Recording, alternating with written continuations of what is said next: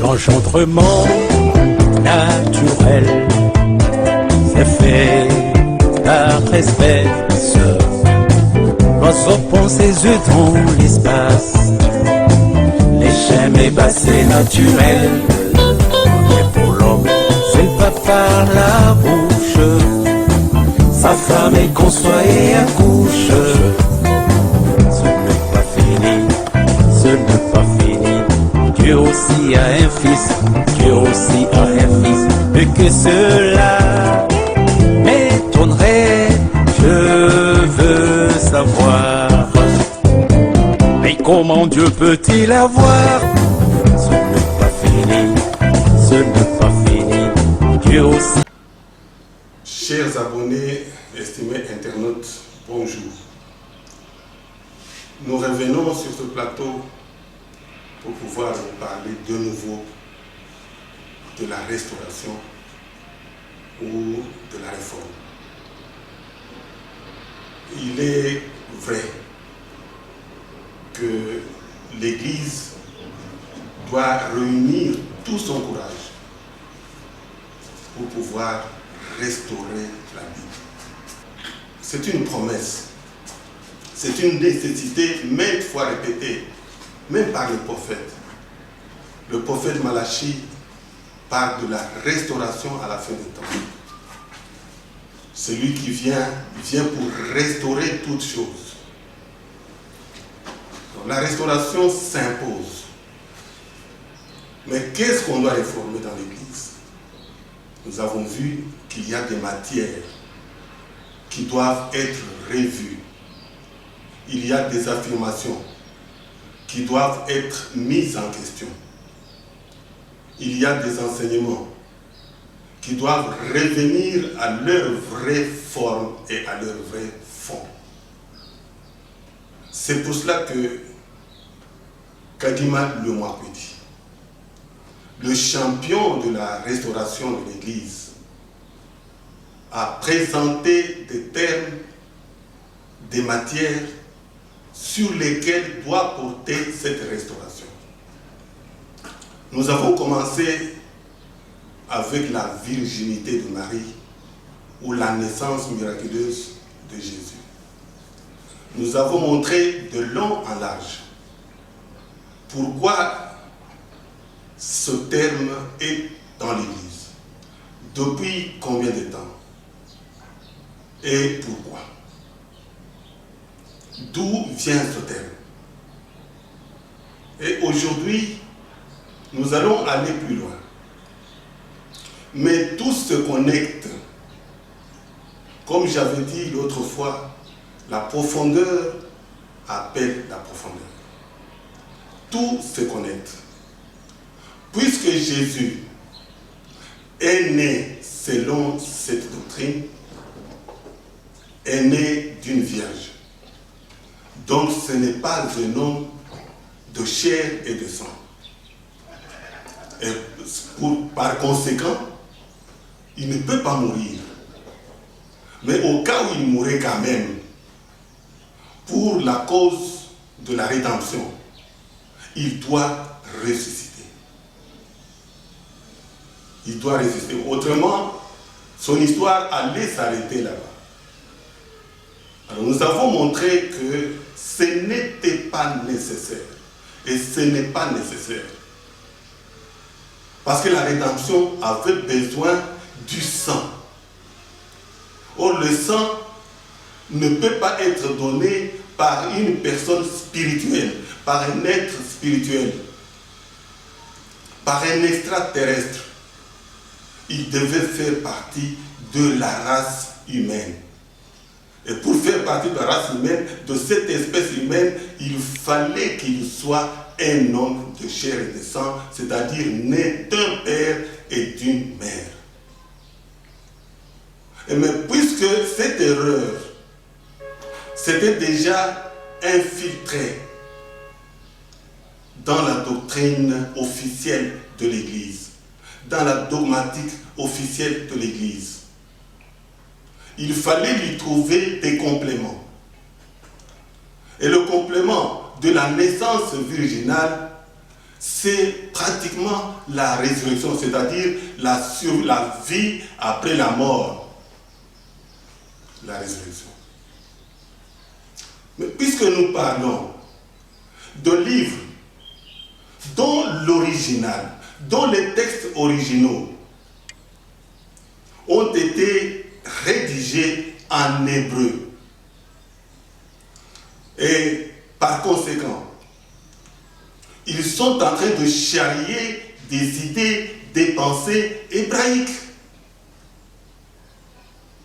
On ne peut pas prétendre faire autre chose et arriver au même résultat que si on pensait à partir des textes originaux. Nous avons par-ci, par-là, montré que ces textes originaux ont été falsifiés. Leur sens a été altéré. Certaines pensées étrangères ont été introduites. C'est pourquoi nous avons ce que nous avons aujourd'hui. Et ce que nous avons aujourd'hui, qui s'appelle christianisme, est la somme de plusieurs doctrines étrangères mêlées à la doctrine hébraïque. Et cette mise ensemble des doctrines étrangères et de la doctrine hébraïque nous donne ce que nous appelons syncrétisme religieux. Aujourd'hui, nous allons parler de la résurrection. La résurrection, c'est quoi? D'après l'entendement de l'Église aujourd'hui, c'est un phénomène qui doit venir dans l'Église à la fin des temps. C'est-à-dire tous les morts qui sont morts depuis le commencement du monde sont appelés à revêtir de leur corps et de ressusciter, de réapparaître. Est-ce que cette doctrine, cette pensée, cette affirmation est-elle originaire de la théologie juive? Est-ce que c'est comme ça que les Juifs attendaient leur Messie? Est-ce qu'ils attendaient un extraterrestre, quelqu'un qui ne mourrait pas parce que n'ayant pas la nature humaine? Alors quand nous examinons cette notion de résurrection, nous trouvons que dans tous les textes hébraïques, l'idée de la résurrection n'existe pas. L'idée de la résurrection n'est pas contenue dans les textes originaux en hébreu. Il y a des termes qui parlent de la résurrection.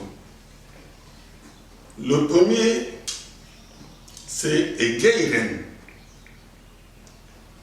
qui fait allusion à la puissance de Dieu de revêtir l'homme du corps qu'il veut. Donc cette puissance illimitée de Dieu ne peut être mise en cause. Notre étude qui porte sur la résurrection ne met pas en question la puissance de Dieu. Dieu peut faire tout ce qu'il veut. Mais il ne le fait pas parce qu'il veut, mais il le fait par utilité. S'il a créé le monde et tout ce qui existe, c'est par utilité. Il voulait que ça soit comme ça. Alors Egeiren ne fait pas, ne rejoint pas, ne corrobore pas la pensée nourrie aujourd'hui, la pensée entretenue aujourd'hui dans l'Église. Le deuxième mot qui parle de la résurrection, c'est anastasis. Anastasis, c'est un mot qui veut dire tout simplement se relever ou se redresser. Se relever ou se redresser. Voilà l'idée qui est contenue dans les mots hébreux dans la Bible. L'Ancien Testament n'a pas cette promesse de la résurrection des corps à la fin des temps. On n'a pas cette promesse. Et le Rédempteur qui vient, il ne vient pas pour donner cette possibilité, cette faculté de résurrection. Mais il vient pour restaurer l'âme de l'homme,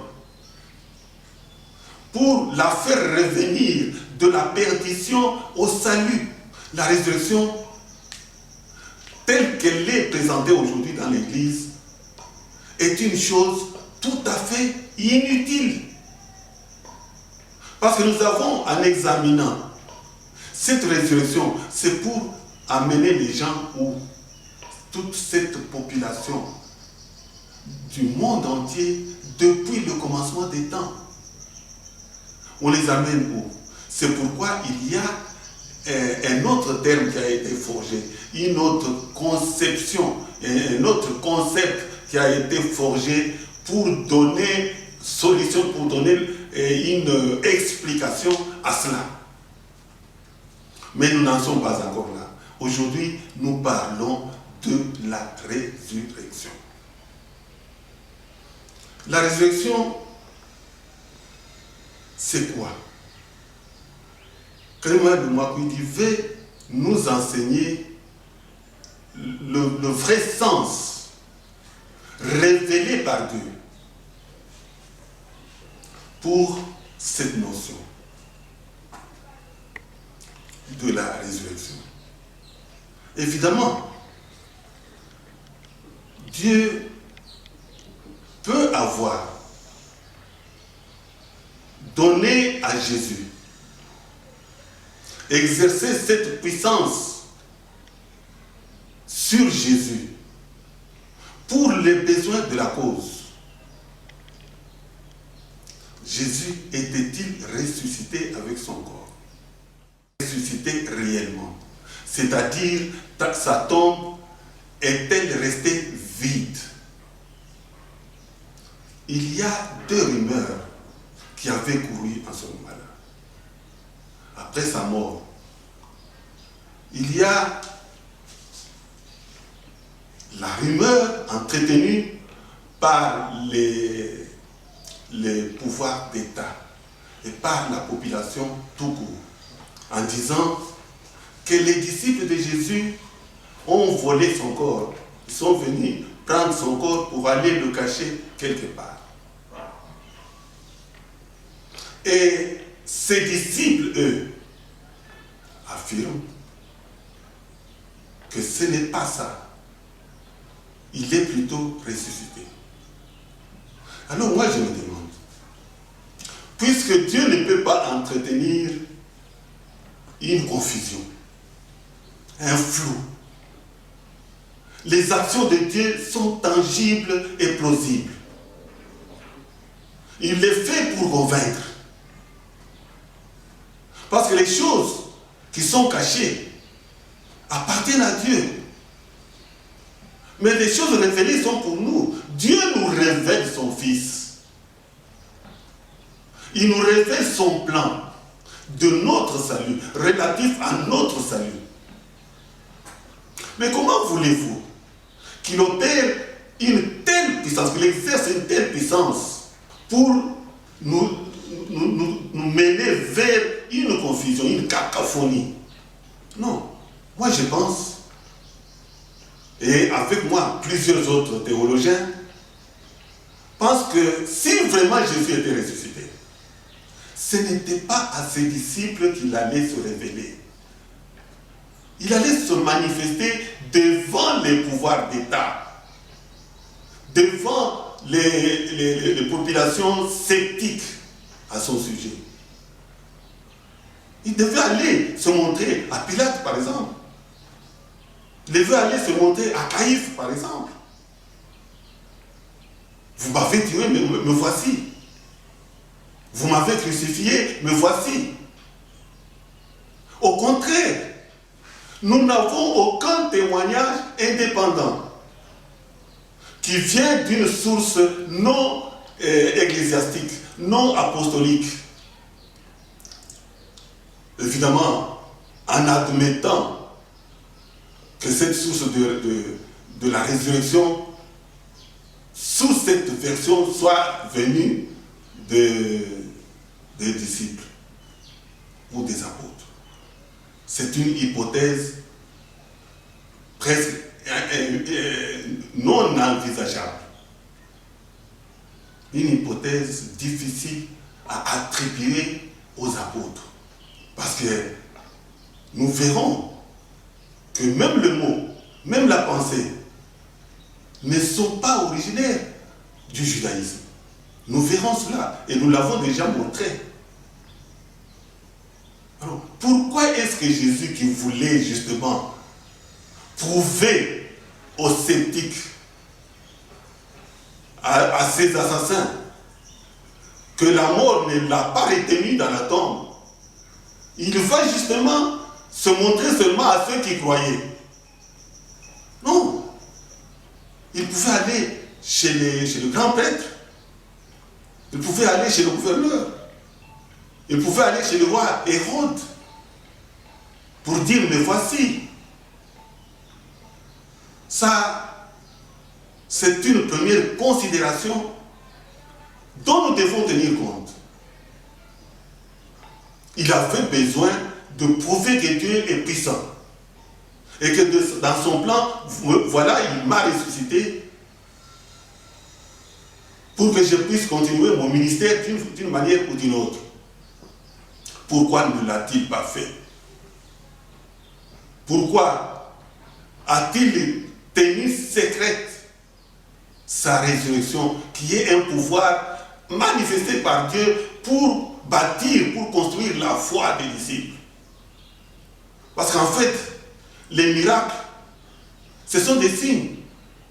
Les signes du pouvoir de Dieu, les signes de la puissance de Dieu. Et ces signes sont manifestés pour favoriser l'éclosion de la foi. Mais pourquoi laisser le peuple dans la confusion? Non, cette confusion ne vient pas de Jésus, ne vient même pas des apôtres.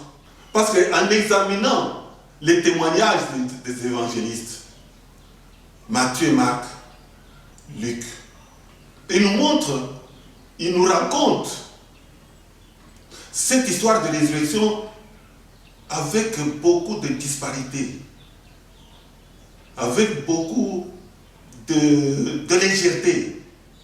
Or, ça devait être une doctrine fondamentale pour la construction et la croissance de la foi. Le texte qui parle de la résurrection est plein de contradictions. Les uns affirment que quand ils sont arrivés à la tombe, ils l'ont trouvée ouverte parce que la pierre qui la couvrait était tirée loin de la fosse. Mais entre-temps, quand ils se demandaient où devait être, où a-t-on amené le corps de leur Seigneur, ils voient un jeune homme assis sur une pierre.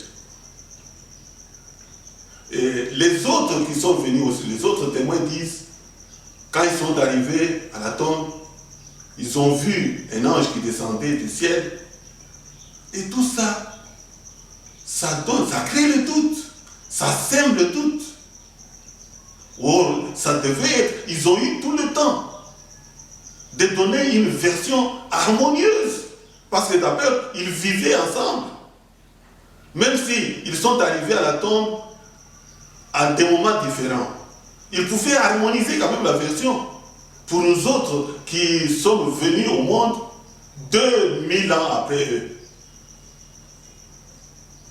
D'abord, ce n'était pas nécessaire. Ensuite, quand je dis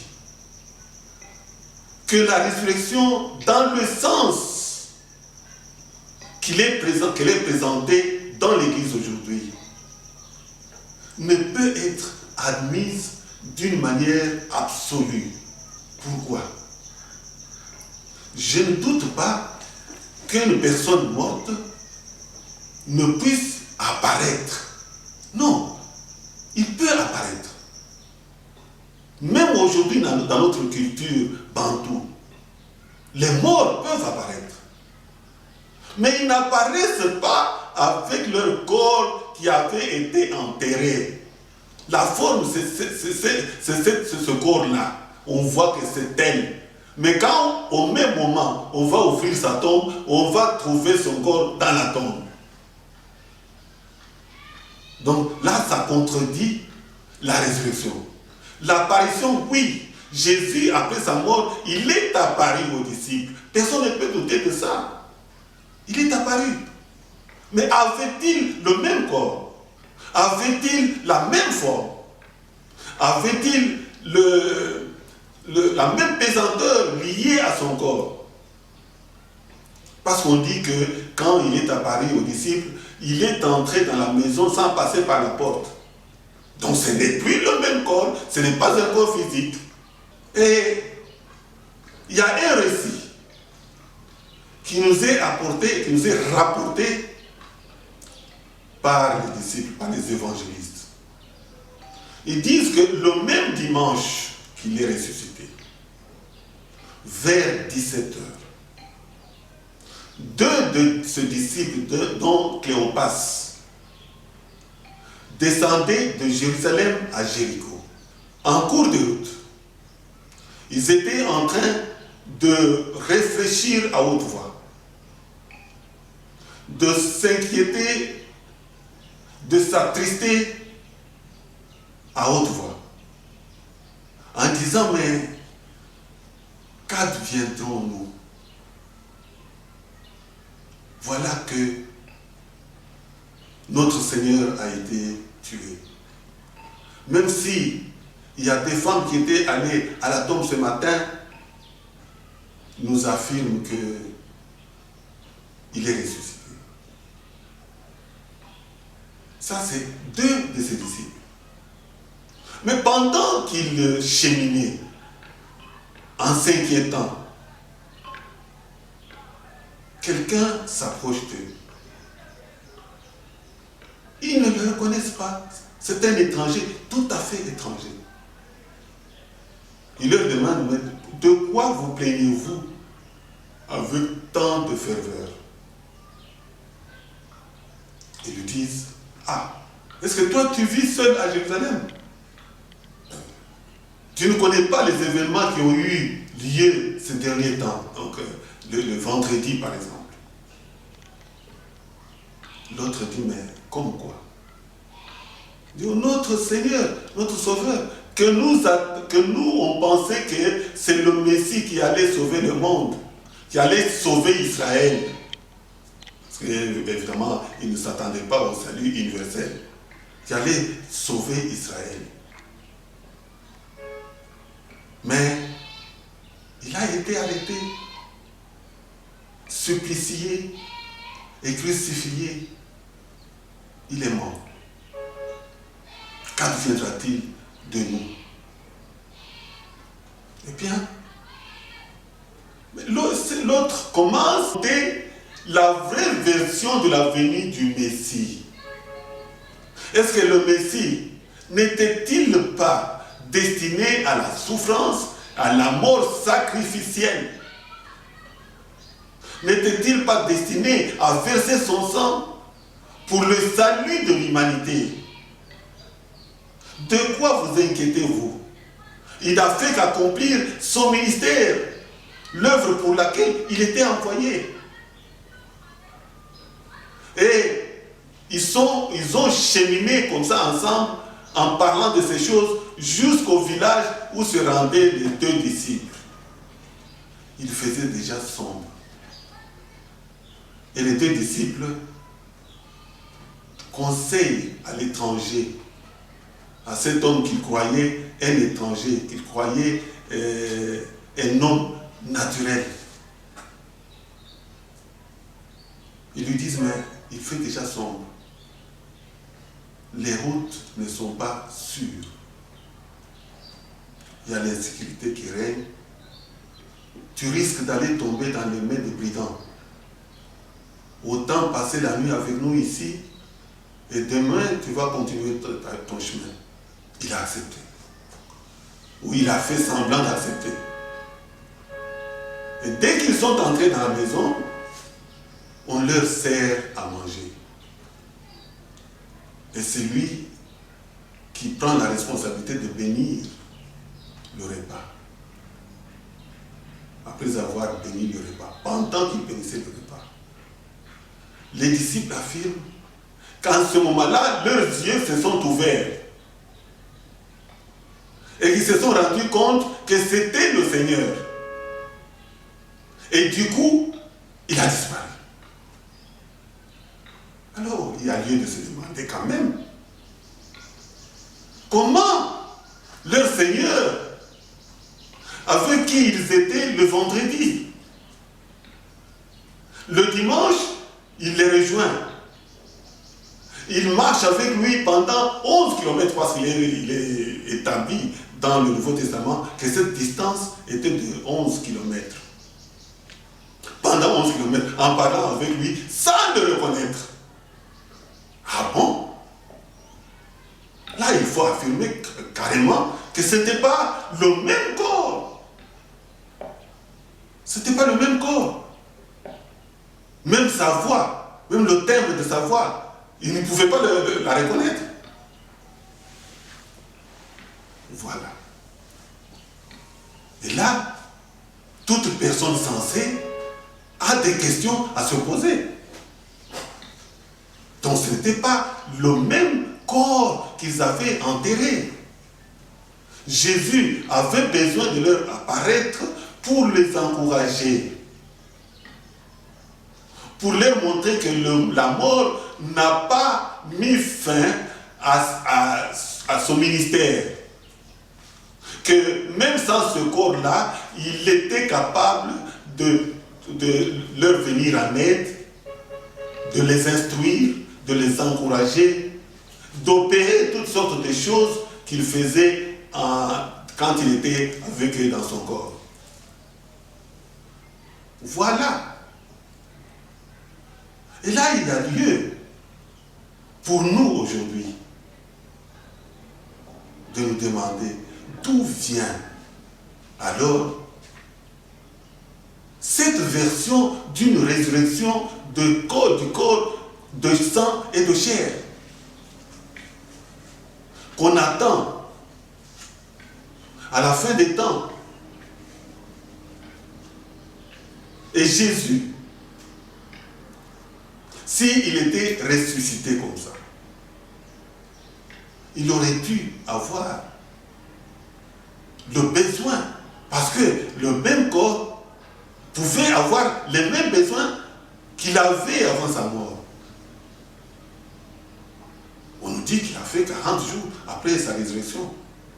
Où est-ce qu'il mangeait? Où est-ce qu'il dormait? Avec son même corps? Non. Il s'est manifesté à ses disciples. Il leur a apparu, mais pas avec le corps charnel. Il leur a apparu, ça c'est un fait. Il leur a donné des instructions. Ils avaient besoin d'être encouragés. Ils avaient besoin d'être rassurés. Pour dire que même sans ce corps, il est avec nous. Et il continue à veiller sur nous. Ça, c'est un fait. Et il n'avait pas besoin de ressusciter avec le même corps. Pourquoi? Parce que d'abord, le corps ici que nous avons, c'est un corps terrestre. D'ailleurs, le récit de Moïse, le récit de la création, dit que l'homme a été formé de la poussière de la terre. Donc, il est le produit tiré de la terre. Même si par après, Dieu y a soufflé, il a mis son souffle de vie. Mais le corps était plutôt lié à la terre. C'est pourquoi, même dans la malédiction qui avait été prononcée sur Adam, on lui dit, tu es poussière, tu retourneras à la poussière. Donc tout homme qui naît ici-bas, il est poussière. Il doit rentrer à la poussière. Ce qui est terrestre demeure terrestre, et ce qui est céleste va au ciel. Même si la notion du ciel aussi doit être réformée. Voilà le questionnement est important, nécessaire, indispensable à notre compréhension, parce que la foi doit se comprendre. Alors l'origine même de cette résurrection, de cette notion de résurrection telle que véhiculée aujourd'hui par les Saintes Écritures, c'est une pensée qui vient de l'étranger, comme la notion de naissance originale qui venait d'Égypte, couplée aux idées grecques, gréco-romaines, si vous voulez, et même asiatiques, mais qui n'avait rien à voir avec la foi, la croyance juive. Ces choses doivent être comprises autrement aujourd'hui. L'Église a besoin d'être profondément restaurée. Et Dieu avait prévu ça. Ça ne vient pas du judaïsme. Or, le christianisme est l'accomplissement des promesses juives. Le christianisme est le prolongement de la religion juive. Et ce genre de croyances venues de l'étranger, venues des nations païennes, qui ont fait qu'il y ait une rupture entre le judaïsme et le christianisme. Et aujourd'hui, pour que les Juifs puissent agréer le christianisme en tant que le prolongement de leur religion, le prolongement de la loi et des prophètes, il faut que le christianisme soit restauré. La résurrection était connue dans les religions ou dans les mythologies des religions avoisinantes. En Égypte, par exemple. On parle d'Osiris, mais on parle aussi d'autres divinités qui mouraient plusieurs fois et ressuscitaient plusieurs fois. Et il faisait la comparaison entre cette résurrection avec la succession des saisons.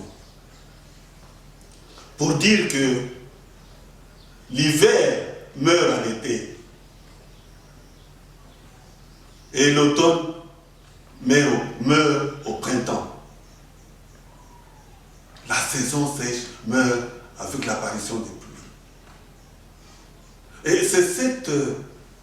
métaphore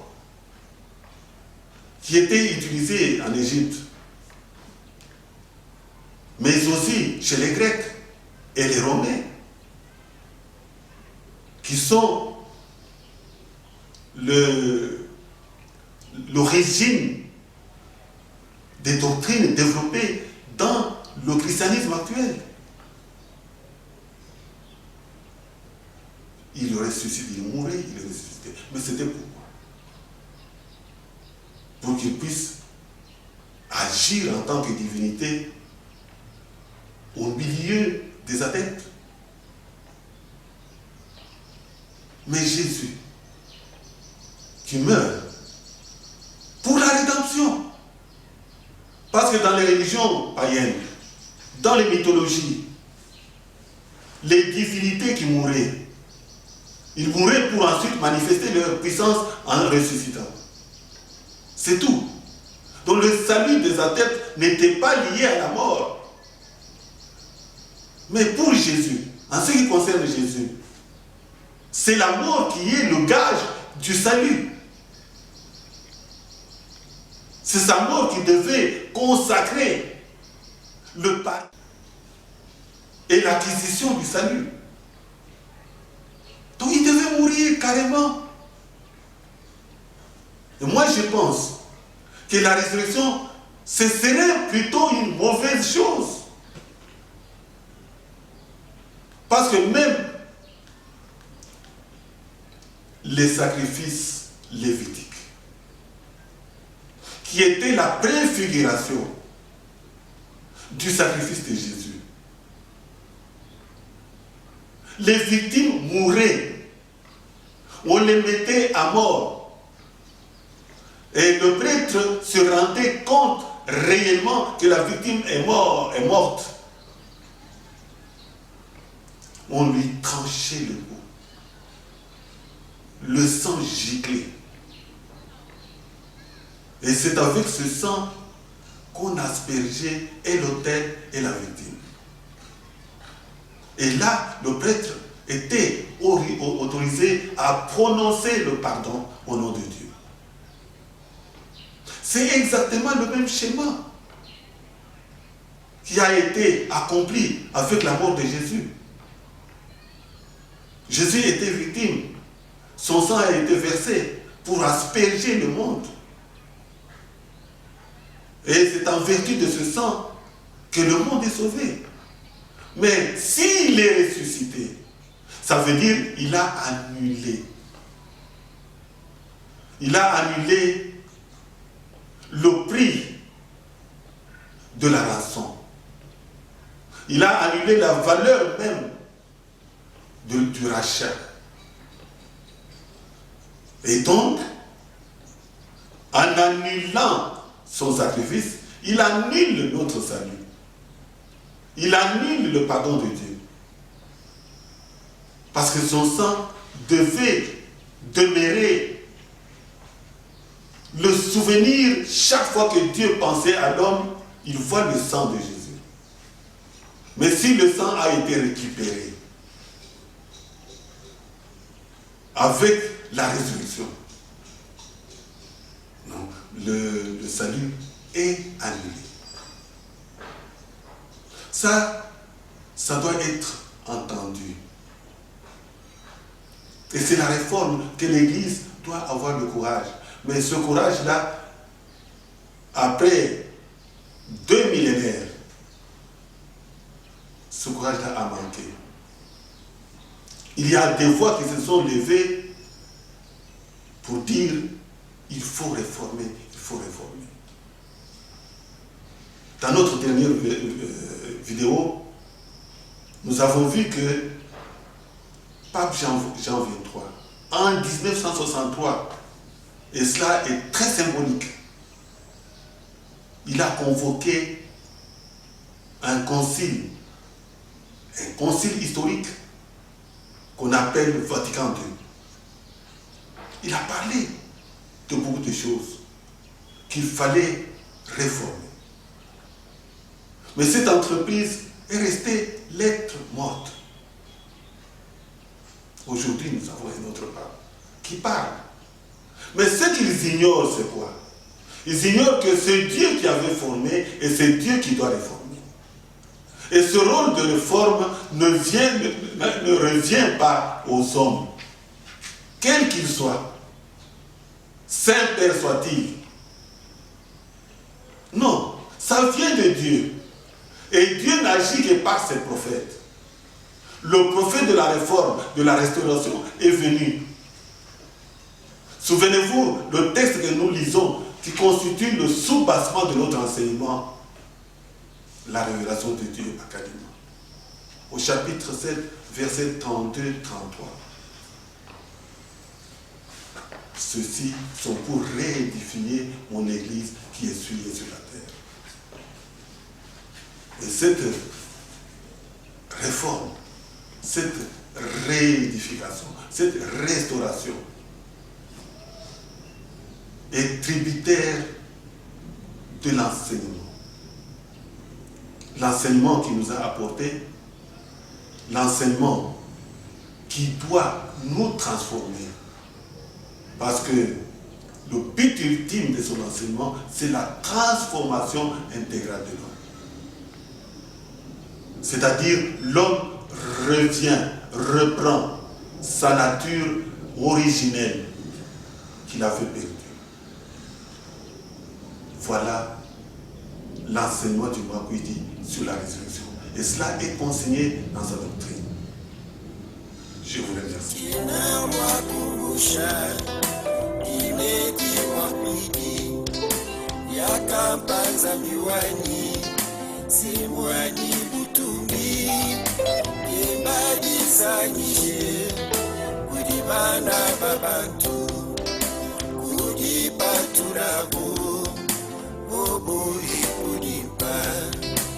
Yakafuminamu ukanda wa moyo kulukuva nzambi nebandi banjelo yakafuminamu ukanda wa moyo kulukuvi nebandi banjelo